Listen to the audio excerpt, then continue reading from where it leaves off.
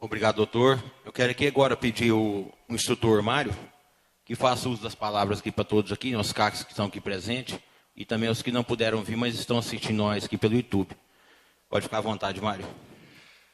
Boa noite, presidente. Em nome de Vossa Excelência, cumprimento os demais vereadores. Antes de continuar, eu queria dizer, às vezes a gente que não tem o contato com a política, ou não diariamente participa, fica assustado com as discussões, com as divergências, mas é justamente por isso que somos representados por plurais, por muitos vereadores, para que aqui, eu explanando sobre o projeto dos CACs, algum vereador faça o entendimento dele, de acordo com o meu ou diferente, mas a maioria forme o interesse da população, Bom, dito isso, vou me apresentar, eu sou Mário Quinichala Neto, do Canil do Caçador, um canal focado em produção de conteúdo de armas e de caça.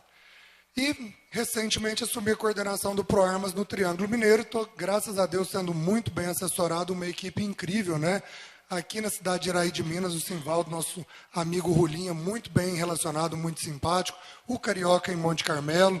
E nós temos conquistado grandes avanços, porque o ProArmas é uma instituição sem fins lucrativos, onde pessoas de bem brigam, não só pelo direito às armas, mas pelo direito à liberdade. Não necessariamente você precisa ter uma arma, mas você precisa de, pelo menos, entender, respeitar e concordar aquelas pessoas que querem ter. Então, nós temos feito um trabalho muito bom. Tivemos dia 28 no Clube de Tiro Oeste, o Fabrício e o Bruno que estão aí como presidentes. Fizemos uma palestra para explanar bem melhor sobre isso, porque o tema é muito polêmico, é um tema recente, é um tema que, de uma certa forma, foi mal visto durante muitos anos pela sociedade, criou-se um preconceito e, a bem da verdade, a maioria da população, 67%, votou favorável à manutenção, a continuar armando a população. Isso lá em 2005. Mas o governo fez o contrário. E isso, óbvio, quando você faz uma lei que choca o interesse da maioria da população, cria muito conflito. E agora, estamos tentando melhorar, flexibilizar as leis, e é por isso que acrescente o número de CACs, de clubes de tiro. Nós tínhamos menos de 800 clubes de tiro quando o presidente atual, o Bolsonaro, assumiu. Hoje nós já passamos de 1.800, nós tínhamos menos de 300 mil CACs, já estamos chegando em 1 milhão. Imagina o número de armas, Então, é o que eu sempre tenho falado. Não precisa de fazer nada, basta não dificultar, que as pessoas sabem o que elas querem, e cada um vai buscar. E uma grata experiência que nós temos com essa história toda, que hoje fica fácil a gente comentar, porque quando a gente falava que queria flexibilização de armas para as pessoas de bem, muitos comentavam: o brasileiro não está preparado para isso, vai acabar aumentando a criminalidade, as brigas de trânsito, as discussões, os crimes passionais. E, como eu disse, nós temos 3 anos de experiência, mais do que triplicou o número de CACs, mais do que 10 vezes o número de armas. E, se não contribuiu para diminuir a criminalidade, um fato é certeza, não aumentou. A criminalidade tem diminuído constantemente nesses últimos 3 anos. Não podemos, obviamente, afirmar que é pelo aumento dos CACs, mas com certeza podemos afirmar que o aumento do número de armas nas mãos do cidadão de bem não reflete em uma maior criminalidade, Bom, dito isso, vamos falar especificamente, do projeto que está sendo votado aqui. O que eu quero dizer para vocês, que o mais importante desse projeto já foi conquistado. Esse projeto não vai salvar, não vai resolver, não vai mudar muita coisa. Mas os vereadores sentarem aqui, escutar a população e entender que isso é uma demanda e tem preocupação com cada um dos senhores, sabe da responsabilidade que vocês têm com essas armas, isso é o que nós já ganhamos. Da agora para frente, nós vamos construindo aos poucos. Esse é um primeiro degrau, imagino, assim como na maioria das câmaras de vereadores que eu participo, que é a primeira vez que se vota um projeto em favor dos CACs. Então, isso é um primeiro degrau. A lei é muito confusa, ela é muito controversa, e nós precisamos de trazer segurança jurídica, estabilidade para os usuários, para os CACs, e também, óbvio, para os agentes públicos. Porque hoje acaba criando muitas situações de conflito. O policial, se ele faz errado, é depois acusado de abuso de autoridade. Se ele não faz, ele está infringindo a obrigação dele. E o CAC, por outro lado, também acaba ficando em algumas situações um pouco descoberto. E especificamente do que esse projeto trata, que é a possibilidade dos CACs pleitearem o porte. Os CACs passam por avaliação psicológica, passam por laudo de tiro teórico e prático, têm suas armas adquiridas, podem comprar até 90 armas, até 5.000 munições para cada arma, podem transportar suas armas municiadas, carregadas, alimentadas, porte de trânsito, como muito bem a mensagem desse projeto de lei fala, sempre que estiverem indo para o clube de tiro ou para a fazenda fazer o manejo de javali. Então, na maior parte do tempo, pelo menos no meu caso, que eu sempre estou fazendo isso, eu estou indo caçar, eu estou indo para o stand atirar, eu estou com uma arma municiada, prontudo e carregada, eu já tenho porte. Qual que é o problema? Que nas demais horas nós estamos desamparados. E o Mário, que tem responsabilidade para ter uma arma municiada, alimentada e carregada, para ir no clube de tiro caçar, ou para ir no clube de tiro treinar, ou para ir na fazenda caçar, ele é menos responsável do que o Mário, que veio aqui hoje fazer uma explanação? O Mário, que tem uma arma municiada em grande parte do tempo para proteger o seu acervo e a sua segurança, ele é menos vulnerável hoje? Hoje, se eu saio daqui, uma pessoa coloca uma faca nas minhas costas, me obriga a ir na minha casa e eu tenho que entregar todas as minhas armas para ele e essas armas vão reverter contra a população. Então, nós estamos pleiteando simplesmente uma abrangência do direito que os CACs já têm. Muito bem, né? Gosto de deixar isso muito claro. Às vezes os nobres vereadores já têm conhecimento disso, mas o pessoal de casa às vezes vai assustar.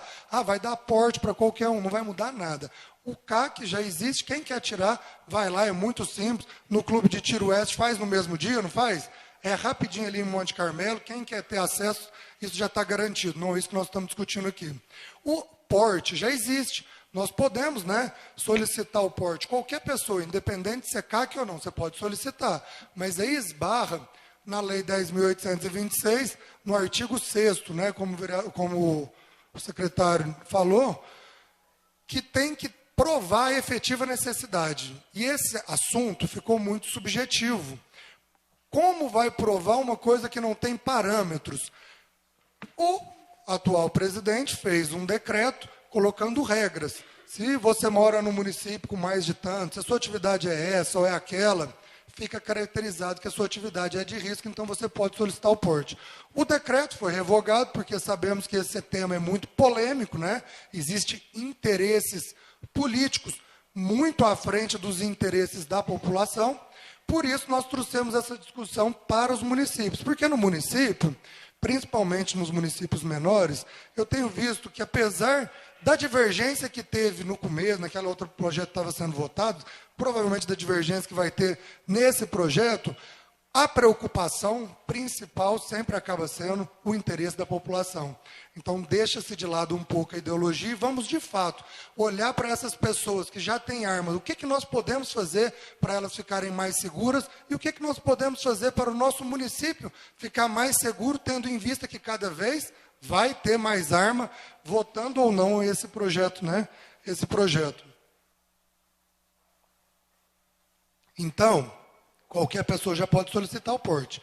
Mas como ele deixa brechas para interpretação, nós temos proposto esse projeto para os municípios, já aprovamos em mais de 21 municípios só no Triângulo Mineiro, no estado de São Paulo foram mais de 80, e ele tramita também nas assembleias legislativas, né? No Distrito Federal foi aprovado, tem outros estados que também já foi aprovado, e aí quando aprova na Assembleia Legislativa, abrange todos os municípios, facilita muito o nosso trabalho. Mas é muito mais difícil eu ir lá em Belo Horizonte conversar com 97 deputados do que a gente sentar aqui, né, entre os 9 deputados aqui presentes e tentar votar diretamente para as pessoas que estão aqui interessadas. E o que ele faz? Ele fala simplesmente que é uma atividade de risco. Nada mais óbvio, né? Você tem 5, 6, 10 armas, é óbvio que é uma atividade de risco para você e para o município.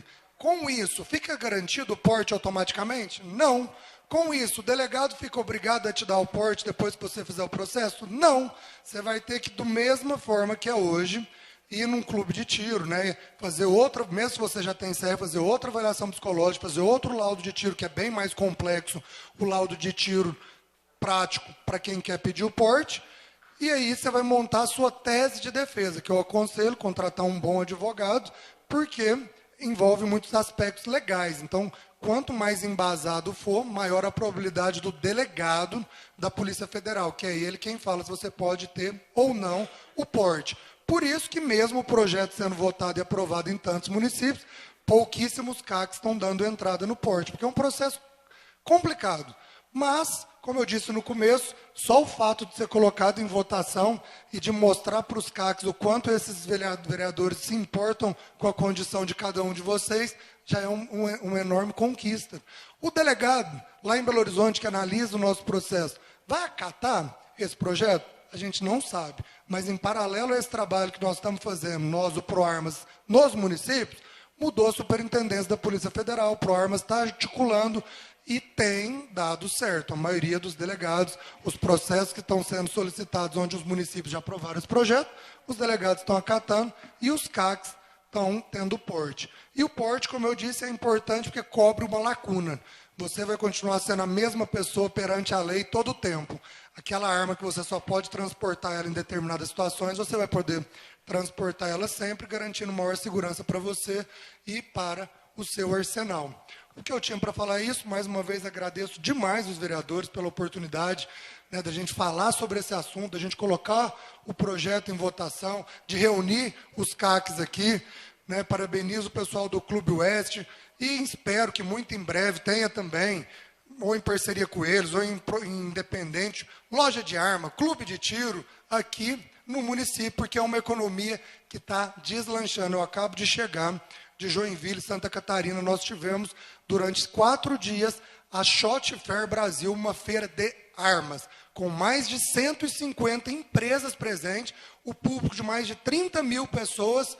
Uma feira incrível, que eu nunca sonhei que isso pudesse acontecer no Brasil. É a 2ª edição e está todo mundo extremamente empolgado e animado com isso. Obviamente que o futuro das armas é muito inseguro, né? A maioria dessas empresas que estão presentes são empresas estrangeiras e a importação de armas só foi possível por decretos. Então, estão gastando muito dinheiro, investiram muito no Brasil e tem um risco muito grande, porque decreto, né, se muda o presidente, pode mudar. Mas eu particularmente acredito que, independente do governo seguinte, nós já conquistamos o nosso respeito e vai ser muito difícil alguém bater de frente e querer fazer a gente voltar, né, diminuir as conquistas que nós já tivemos. Tá bom? Era isso que eu tinha para falar. Muito obrigado. Qualquer outra dúvida, eu estou inteiramente à disposição para esclarecer. Obrigado pelas palavras, Mário.